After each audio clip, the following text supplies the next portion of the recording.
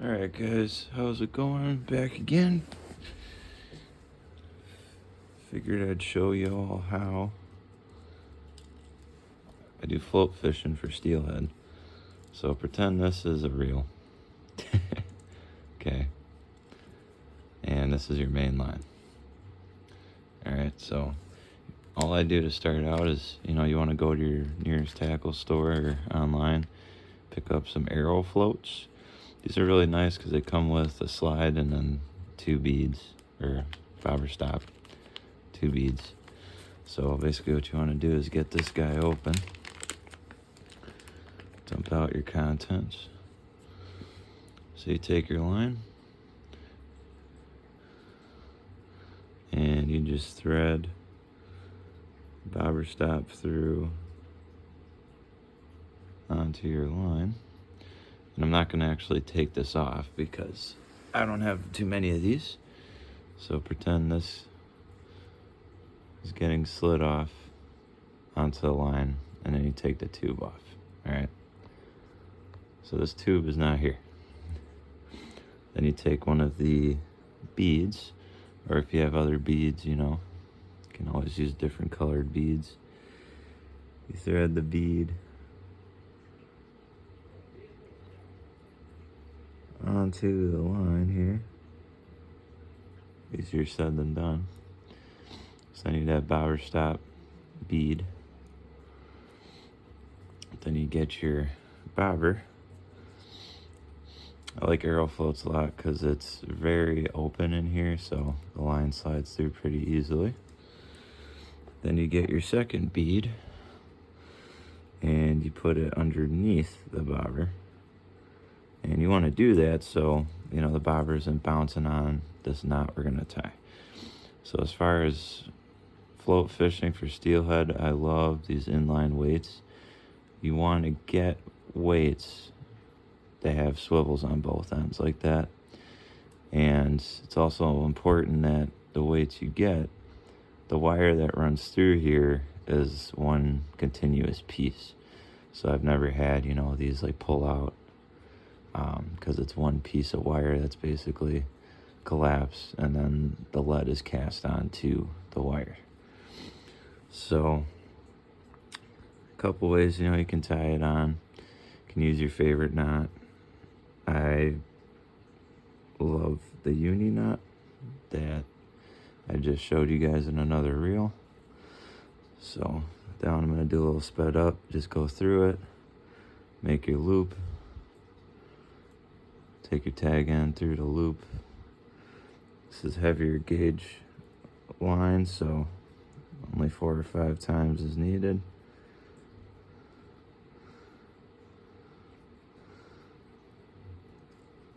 Not fishing with it, so I'm not going to worry about wetting it.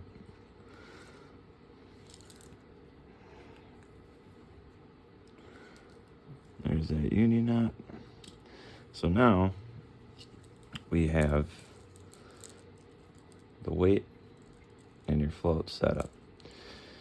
So the reason why I like using the inline weights with the swivels is because, I usually use a heavier main line than what leader line I'm using.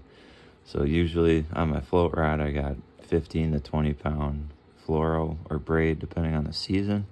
When it's winter time and it's still really cold, if you have braid, it's going to be a lot harder to manage than fluorocarbon. You'll still deal with icing on your eyelets on your rod, but it's a little bit easier to deal with. So then onto this side of the weight, take a pre-tied leader, our trusty little leader box here. Made another reel about this box that Mix produces, I believe it's called. Mix. And then you tie this on to the swivel. So now when you're float fishing for steelhead, you want this leader to be, I've found, at least 10 inches, 12 or 18 is even better in open clear water conditions. If you're, going to use some type of bead, you want to make sure you put it on now, because you can't put it on once it's tied on. If you're just running skein or spawn, you can just leave the hook like this. Inline weights I usually use, are 1/8 ounce or 1/2 ounce, depending on current and that. And you can always supplement and add split shot on the leader if you need a little bit more weight to get it down if the current's really fast. Because otherwise, your weight will be in the water, and this guy's kind of just going to be up in the column, not really getting down to the strike zone where you want to be. Yeah, after you tie this on, you're basically going to be good to go, and you'll be able to fish. And I'm going to do another uni knot on here.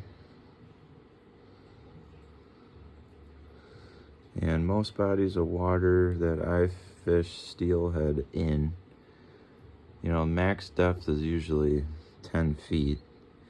A lot of areas it's barely a foot or 2 feet or 3 feet. So it's really nice to have a slip bobber because, depending on where you're fishing, if you're fishing one area one day and a different one next, you'll be able to just adjust your bobber to get where you want to go. Yeah, this is basically the finished rig here. So, you got your hook, leader line. This leader is 20-pound fluoro. Usually I use 12 to 15. If it's very visible water, you can go even lighter. Some guys only use 10, 8, even 6-pound. You got your inline weight with the dual swivels, one bead, the float, the other bead, and then your bobber stop. So then when it goes in the water, it slides up to the depth you want, and it'll hold it there. I found with bobber stops, this style of bobber stop works best on mono, fluoro, hybrid lines. I do prefer the little rubber stops with the wire, because the main float rod I use has braid. I feel like the rubber stops just work a little bit better on braid than these, because the braid seems to chew these up after use once you're sliding it quite a bit. Yeah, that's basically the float setup. And in this case, this leader has an egg loop, so I would go into the bank, basically pop that loop out, thread my skein ball in there, spawn ball, or even you can pin a spawn sack in here, cinch it down, and you're good to go. Yeah, thank you for watching.